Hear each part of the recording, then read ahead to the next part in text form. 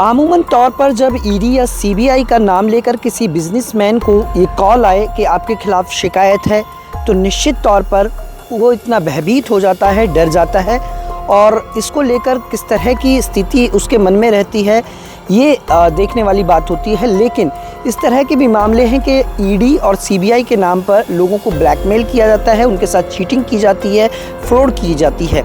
इसी तरह का एक मामला जालंधर से आया है, जहां एक कंपनी के मालिक से ईडी का नाम लेकर ईडी में शिकायत है आपके खिलाफ़, उनको बाकायदा लगातार ब्लैकमेल किया गया। न केवल ब्लैकमेल किया गया बल्कि उनसे बड़ी संख्या में राशि भी वसूल की गई। और यही कारण है कि जब उनको ये मालूमात हुआ कि एक ईडी के अधिकारी के साथ मिलकर ये पूरा षड्यंत्र उन्हीं की कंपनी में पार्टनर राजवीर नाम के शख्स ने रचा है, तो तब उनको ये पता लगा और उसके बाद उन्होंने इस पूरे मामले की जब तफ्तीश शुरू कराई, बाकायदा शिकायत दी, तो एक के बाद एक परतें खुलनी शुरू हो गई और ये पता लगा कि ये बिल्कुल गलत था। एक ईडी के अधिकारी के साथ मिलकर उन्हीं की कंपनी के डायरेक्टर ने ये पूरा खेल रचा और उनसे पैसा वसूल किया गया। न केवल पैसा वसूल किया गया बल्कि उनको लगातार हरासमेंट भी किया गया, परेशान भी किया गया। और इस वक्त मेरे साथ मोनिश शल्होत्रा जी हैं, जो कि कंपनी के डायरेक्टर हैं, इलेक्ट्रॉनिक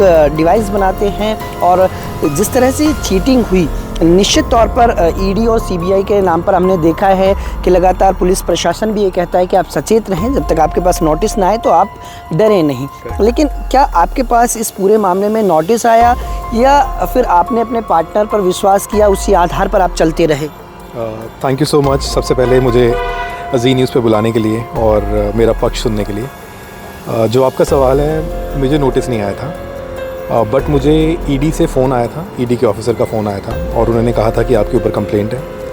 और सेम चीज़ मेरे जो बिज़नेस पार्टनर राजवीर है उसने कहा था कि मुझे ईडी का फ़ोन आया है। एंड राजवीर ऐसा शख्स है जिसको मैं, जो मेरे साथ स्कूल में भी पढ़ा है, हम लोग 5th क्लास से साथ में पढ़े हैं। तो जिस इंसान को आप पिछले 20-25 साल से जानते हैं और वो आपको कोई बात बोले और वो आपका बिज़नेस पार्टनर हो, तो आपको यकीन करना पड़ता है। ना सिर्फ राजवीर का भाई कंपनी में सीए था, उसने बोला कि मैं चेक करता हूँ कि आपके ऊपर कंप्लेंट है कि नहीं है। उसने वेरीफाई किया कि मेरे ऊपर ईडी में कंप्लेंट है। उसके बाद उसने जिस सीए से पता किया, अर्शदीप सिंह, उसने भी यही बोला कि मैं इस ऑफिसर को अच्छे से जानता हूँ जो आपसे मिलने आया है। तो अगर आपके चारों ओर जो आपको 10-10, 20-20 साल से लोग जानते हैं, अगर वो सब मिल के बोलें कि आपके ऊपर कंप्लेंट है, तो आपको लाजमी है कि आप मान लेंगे कि आपकी कंप्लेंट है। नोटिस नहीं आया। मेरी गलती ये है कि मैंने बिना नोटिस देखे उन लोगों पर विश्वास किया। नहीं, एक सबसे महत्वपूर्ण बात ये हो जाती है कि आपके जो पार्टनर थे, आप उनकी बातों को लेकर आगे बढ़ते रहे, तो इस तरह आपको कैसे पता लगा कि ये पूरा फ्रॉड है या गलत है? क्योंकि इसमें खुद ईडी के एक अधिकारी भी इन्वॉल्व थे। ये बहुत बताने के लिए मैं शुरू से आपको बताना चाहूँगा क्या हुआ है। राजवीर सिंह अचानक से, ये सब कुछ 2022 जलंधर में हो रहा था। 2022 फरवरी में राजवीर मुझे बोलता है कि उसको ईडी से फ़ोन आया है और ईडी के किसी ऑफिसर ने उसको बोला कि हमारे ऊपर ईडी का कंप्लेंट हो गई है। तो ईडी का नाम सुनते ही, जैसे आपने कहा, कि सबको डर लगता है, एंड जाहिर सी बात है हमें भी डर लगा। बट मुझे इतना यकीन था कि हम कोई गैर कानूनी काम नहीं कर रहे हैं और ईडी बहुत बड़े बड़े केसेस को देखती है। तो मैंने उसको ये बोला कि हम कोई ऐसा काम नहीं कर रहे हैं, ज़रूर तेरे को किसी ने बेवकूफ़ बनाया होगा, वेट करते हैं, अगर कोई सच में केस हुआ तो ईडी खुद हमारे पास आएगी, हमारे पास नोटिस आएगा। फिर अचानक से मुझे ईडी का फ़ोन आता है, ईडी के किसी ऑफिसर का फ़ोन आता है। वो अपने आप को रविंदर कुमार के नाम से अपनी आइडेंटिटी बताते हैं और मुझे ईडी ऑफिस के बाहर मिलने के लिए बुलाते हैं और बोलते हैं कि आपके ऊपर केस है। उसकी कॉल रिकॉर्डिंग मैंने as a part of investigation दी है। एंड तब वो मुझे डराता है, मुझे ये बोलता है कि अगर आपके ऊपर ईडी का केस हो गया तो आपके पासपोर्ट जब्त हो जाएंगे, आपके घर बिक जाएंगे, आपकी कंपनी बंद हो जाएगी और आपका करियर सारा ख़त्म हो जाएगा। बेसिकली वो मुझे डराने की कोशिश कर रहा था। एंड जो उन्होंने मुद्दा बनाया था ईडी में कंप्लेंट का, वो ये बनाया था कि जो हमारा चैनल पार्टनर है अमेरिका का, उसने ईडी में कंप्लेंट की है। तो ईडी के ऑफिसर ने मुझे ये कहा कि अगर आप अपना मैटर सॉल्व करना चाहते हैं तो अपने किसी सीए से बात कीजिए। और कमाल की बात है कि जो हमारा सीए था, वो कंपनी में जो सीए था वो राजवीर का भाई था, परमवीर सिंह। तो ईडी वाले ने हमें एक तरीके से परमवीर सिंह के पास जाने के लिए बोला। परमवीर सिंह के पास गए तो परमवीर सिंह ने ये बोला कि मैं ईडी का एक्सपर्ट नहीं हूँ, मुझे एक नया सीए लाना पड़ेगा। तो पिक्चर में नए सीए आते हैं, सीए अर्शदीप सिंह लुधियाना से। वो मुझे मिलने के लिए अमृतसर लेके जाते हैं, उसकी फ़ोटो मैं आपको दे दूँगा जब हम अमृतसर में मिले हैं। एंड अमृतसर में जब मिलते हैं तो अर्शदीप बोलता है कि मैं तो इस ऑफिसर को अच्छे से जानता हूँ, और वो कहता है कि मुझे एक दिन दीजिए, मैं एक दिन में बात करके आपसे कांटेक्ट करता हूँ। तो अमृतसर की मीटिंग के बाद अर्शदीप आई थिंक मार्च 4 या 5 तारीख को मुझसे जलंधर मिलने आता है, जहाँ पे राजवीर, परमवीर सिंह, अर्शदीप सिंह और मैं जलंधर में CCD में मिलते हैं, मॉडल टाउन में। एंड उस मीटिंग में बोलता है कि मेरी उससे बात हो गई है, आप पे एक केस नहीं है, आप पे ED में बहुत सारे केसेस हैं, क्योंकि हमारा दूसरे देशों में भी काम था अमेरिका के अलावा। तो उन लोगों की स्टोरी ये थी कि आपके ऊपर एक कंट्री में नहीं, बहुत कंट्री से कंप्लेंट है। तो और अच्छी बात ये थी कि जो गगनदीप, जो अमेरिका वाला बंदा, इसने कंप्लेंट, जिसका झूठी कंप्लेंट इन्होंने बनाई थी, वो इंडिया में, उसका घर राजवीर के नज़दीक ही घर था, राजवीर के घर के नज़दीक। तो मैं राजवीर को बोलता हूँ कि तू उसकी फैमिली से बात कर, उसका भाई इंडिया में रहता है। और अर्शदीप सिंह ये बोलता है कि मैं ED वाले से बात करता हूँ। तो आपके सवाल का जवाब कि मुझे पता कैसे लगा, इन लोगों ने मुझसे पैसे दिलवाए ED वाले को, इन लोगों ने मुझे पैसे दिलवाए दीपिंदर जो गगनदीप का भाई था, और सब पैसे लेने के बाद जो अर्शदीप सिंह था उसने भी पैसे लिए, परमवीर सिंह ने मुझसे पैसे मांगे ED के नाम पे, और ईमेल पे मांगे, बाकायदा लिख के बोला कि मैंने आपका ED का काम किया और मुझे इतने पैसे चाहिए। उस ईमेल की कॉपी मैं आपको दे दूँगा। ये सब जब पैसे ले लिए गए तो मैं अपने काम के लिए कनाडा गया, और जब कनाडा से वापस आता हूँ तो ये फिर से मुझसे पैसा मांगना शुरू कर देते हैं। ये कहते हैं कि गगनदीप और पैसे मांग रहा है, ये कह रहे हैं कि ED वाला और पैसे मांग रहा है, और राजवीर खुद के लिए पैसे मांगता है कि मुझे इतने पैसे दो, तो मैं, अगर नहीं दोगे तो मैं आपकी कंप्लेंट खुद जाके ED में कर दूँगा। तो तब मुझे डाउट होता है कि हम लोगों ने ऐसा कुछ काम तो किया नहीं है। फिर मैं अपने लॉयर से बात करता हूँ, फिर तो मैं ये मतलब ED ऑफिस ये पूरी एक फिल्म की तरह पटकथा लिखी गई इस पूरे स्पेशल 26 जैसी मूवी में अक्षय कुमार की एक टीम होती है और वो लोगों को जाके CBI के नाम पे बेवकूफ़ बनाते हैं, वैसे ही इन लोगों ने स्पेशल 6 की टीम बनाई थी, जिन लोगों ने ED के नाम पे मुझे बेवकूफ़ बनाया। तो कब आपको जब ये मालूमात हुआ तो किस तरह से शिकायत का प्रोसीजर आपको बनाया, क्या आप पे दबाव बनाने की भी कोशिश? बहुत ज़्यादा। मैंने 2022 जुलाई में मुझे शक हुआ, और 2022 जुलाई में ही मैंने कंप्लेंट कर दी थी इनके खिलाफ कमिश्नर ऑफ पुलिस जलंधर को। इन लोगों ने मल्टीपल टाइम्स मेरी पुलिस कंप्लेंट बंद करवाई। ये लोग, क्योंकि इनका इन्फ्लुएंस था पुलिस में, ED ऑफिसर के कनेक्शंस भी होंगे पुलिस में, तो ये क्या करते थे, मैं कंप्लेंट करता था, मेरे कंप्लेंट के पेजेस गायब करवा देते थे। तो जो पहली कंप्लेंट की रिपोर्ट ये बन के आई कि मोनीश ने कभी ED की कंप्लेंट की ही नहीं है। तो जब मैंने RTI में पता करवाया तो मेरी कंप्लेंट का दूसरा पेज इन लोगों ने गायब करवा दिया था। फिर मैंने फिर से कंप्लेंट की, बहुत बार कंप्लेंट की। एंड में मुझे चीफ मिनिस्टर साहब की एक एंटी करप्शन हेल्पलाइन है, उस पर व्हाट्सएप कॉल करके, व्हाट्सएप के थ्रू आपको डिटेल्स देनी होती हैं। तो I am really thankful to the government, to the system. मैंने उस पोर्टल पे जाके कंप्लेंट की। मुझे संडे को मैंने कंप्लेंट की थी, मंडे को मुझे विजिलेंस का खुद ही से फ़ोन आ गया था। उन लोगों ने मुझसे पहले डॉक्यूमेंट्स मंगवाए, उन लोगों ने पहले वेरीफाई किया कि मैं जो बोल रहा हूँ सही बोल रहा हूँ कि नहीं बोल रहा हूँ। जब वेरीफाई हो गया तो दे एक्टेड वेरी क्विकली सर। जो जैसे हम फिल्म्स में देखते हैं कि पुलिस, जो अच्छी पुलिस दिखाई जाती है, तो उन लोगों ने बहुत ही अच्छे से काम किया, और 2-3 महीने के अंदर अंदर पूरा केस रविंदर तब तक चेन्नई में ट्रांसफ़र हो गया था।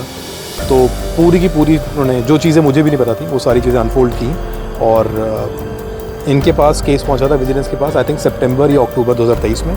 नवंबर में इन्होंने FIR दर्ज कर दी थी।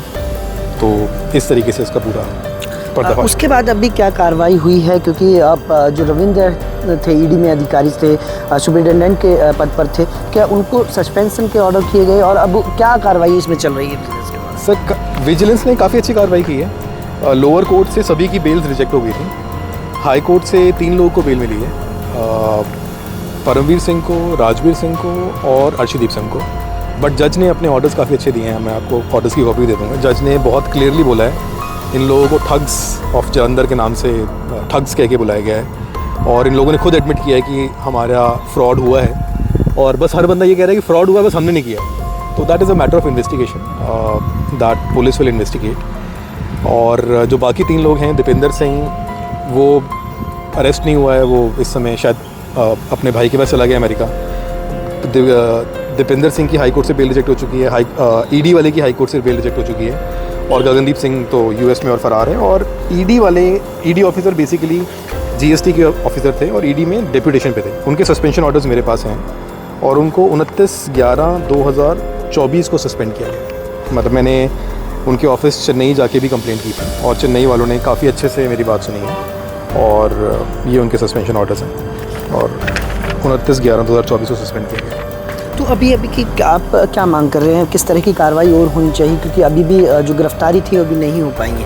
क्या मेरी मांग सिर्फ इतनी सी है कि पुलिस अपना काम अच्छे से कर रही है, बट ये लोग मेरे पे दबाव बनाने की कोशिश कर रहे हैं। इन लोगों ने मेरी सिस्टर पे अटैक करवाया था 14 अगस्त 2024 को। मेरे को बहुत सारे थ्रेट कॉल्स करवाए हैं। जलंधर के बहुत सारे इन्फ्लुएंशियल लोगों से कॉल करवाए हैं। मेरे घर पे लोग भेजे हैं। ईडी ऑफिसर में अपनी बेल रिजेक्ट होने के बाद भी मेरे ऑफिस में मुझे आके प्रेशराइज़ करके गया था कि अपना केस वापस लो। इसकी वाइफ ने, ये फ्राइडे को हुआ है सस्पेंड, 29/11 को। 2 दिसंबर को इसकी वाइफ ने मेरे ऊपर सेक्सुअल हरासमेंट का केस कर दिया था, जिसकी आरटीआई की कॉपी मेरे पास है, मैं आपको दे दूंगा। आरटीआई में इनकी कंप्लेंट में ये लिखा था कि मैं इनसे पैसे मांग रहा हूँ, मैं नकली पुलिस लेके इनके घर पे गया हूँ और मैं सेक्सुअल फेवर्स मांग रहा हूँ। तो जब इसकी कार्रवाई की गई रोहतक पुलिस द्वारा, तो पुलिस ने ये पाया कि जो पुलिस इनके घर पे गई थी वो असली पुलिस थी, विजिलेंस थी, और वो रोहतक पुलिस को साथ लेके गई थी। और इनके सारे के सारे जो आरोप हैं इनकी वाइफ ने जो लगाए थे, वो सारे के सारे इनकी वर्डिंग है वो ये है कि वो सारे के सारे असत्य और निराधार पाए गए हैं। एक सबसे बड़ी एजेंसी, इस तरह की एजेंसी जहां लोग विश्वास करते हैं पूरे देश पर, तो वहां इस तरह के अधिकारी मिल जाएं तो निश्चित तौर पर एक कहीं ना कहीं निराशा होती है। और आपको भी जिस तरह से कहीं ना कहीं आप बिज़नेस जो सर्वाइव कर रहा है वो किस तरह से प्रभावित हुआ, किस तरह से आपने शुरू किया और अब कहाँ किस स्थिति में पहुँचा है बिज़नेस? सर बिज़नेस तो बंद ही हो गया। बिज़नेस बंद हो गया है। और बिज़नेस मतलब मैं I am a graduate from IIT Kharagpur, और मेरे कुछ दोस्तों ने, हम सब लोगों ने मिलकर शुरू किया था। और बिज़नेस में जितने भी लोन्स थे उसमें हर जगह प्रॉपर्टी मेरी मॉर्गेज थी।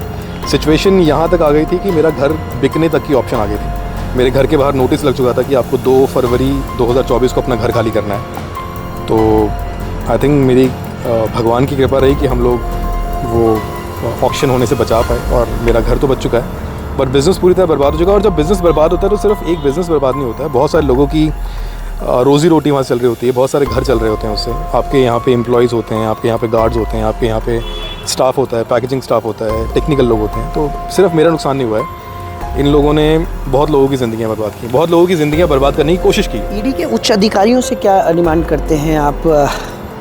ईडी ने मैं तो यही चाहूँगा कि अगर ऐसे मतलब ईडी एक ऐसा प्रशासन, एक ऐसा इंस्टीट्यूट है जिस पे सब लोग विश्वास करते हैं। This is one of the strongest and the biggest institute of investigation. तो अगर जिस इंस्टीट्यूट का काम है कि जिसने करप्शन को ढूंढ के निकालना है, अगर वहाँ पे करप्ट लोग हैं तो उनको आई थिंक जो सख्त से सख्त सज़ा दी जा सकती है वो दी जाए, ताकि लोगों के बीच में ईडी डिपार्टमेंट का जो प्राइड है वो बना रहे, और ऐसे करप्ट ऑफिसर्स के मन में ये डर बना रहे कि ये किसी के साथ करप्शन ना कर पाए और कोई और ऑफिसर भी करप्शन करने की ना सोचे। अब क्या आप पर किसी तरह का दबाव या किस तरह से अब मामले की जो तफ्तीश चल रही है उसमें अभी तक गिरफ्तारी नहीं हुई है, तो क्या पंजाब पुलिस से आप मांग करेंगे? सर पंजाब विजिलेंस पुलिस इसको देख रही है। वैसे आई am really happy with the way vigilance is working. मेरी रिक्वेस्ट सिर्फ इतनी सी है कि जल्दी जल्दी चार्जशीट सबमिट की जाए, और जो लोग इस समय फ़रार हैं अगर हो सके तो उनको अरेस्ट किया जाए। इसके अलावा दबाव का पॉइंट है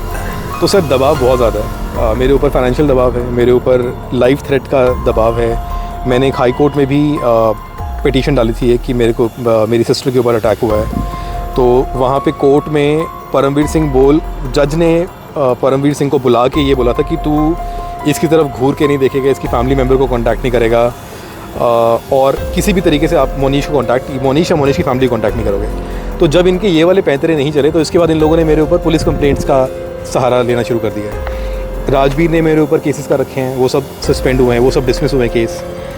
राजवीर ने मेरे ऊपर मल्टीपल पुलिस कंप्लेंट्स की हैं, वो सारी बंद हुई हैं। रिसेंटली जो मैंने आपको दिखाया है, ईडी ऑफिसर की वाइफ ने मेरे पे कंप्लेंट की है जो कि बंद हुई है।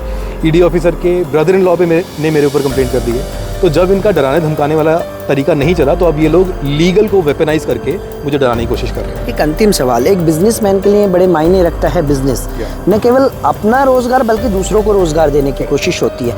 लेकिन इस तरह के मामलों में, क्योंकि अमूमन तौर पर देखा गया है कुछ ऐसे मामले होते हैं जो जिस तरह से आपके साथ हुआ कुछ और लोगों के साथ होता है, तो ऐसे लोगों से क्या अपील करते हैं यदि इस तरह की चीज़ें सामने आती हैं? सर मैं तो ये कहूँगा कि हो सकता है हमारा कानून थोड़ा स्लो है, बट आप कानून पे विश्वास रखें। मेरी अपील ये है कि कानून पे विश्वास रखें, और अगर आपने कुछ नहीं गलत किया है तो आप जाइए अपनी बात बोलिए, और अगर किसी ने आपको बेवकूफ़ बनाया या कोई दोषी है तो ये कानून पक्का उनको पकड़ के सज़ा देगा। मेरे केस में अगर मैं डर जाता और ये मान लेता कि सच में मेरे पे ईडी का केस है तो ये मुझे कभी पता नहीं लगता। और इन लोगों ने मुझसे ऐसा नहीं कि एक बार पैसे लिए हैं, इन लोगों ने मेरे से एक बार पैसे लेने के बाद दूसरी बार फिर पैसे की मांग की है, और दूसरी बार मुझे समझ में आया मुझे लगता है कि शायद मुझे पहली बार में ही पुलिस के पास चले जाना चाहिए था।